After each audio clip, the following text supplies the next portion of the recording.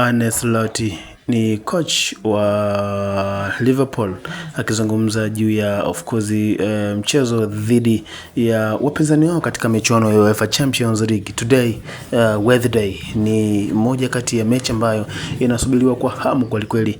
Moja kati ya mechi ambayo of course inasubiriwa kwa hamu kweli. Shauku ni kubwa na of course matakwa ya watu kuweza kushuhudia mchezo huo ni mkubwa kweli, kutokana na ukweli ni kwamba ni mechi ambayo inakwenda kuwa ni mechi ya maamuzi, ni decisive match, ni mechi ambayo Liverpool wanahitaji kushinda ili kuweza kutinga katika hatua inayofuata ya 16 bora michuano ya kombe la michuano ya ligi ya mabingwa barani Ulaya.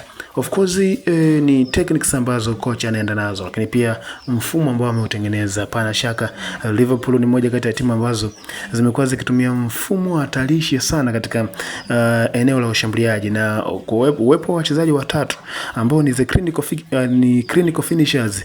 Yupo pale Cody Gakpo, yupo pale Mohamed Salah, lakini pia yupo pale Luis Diaz. My friend, these three players exception. These two players are dangerous.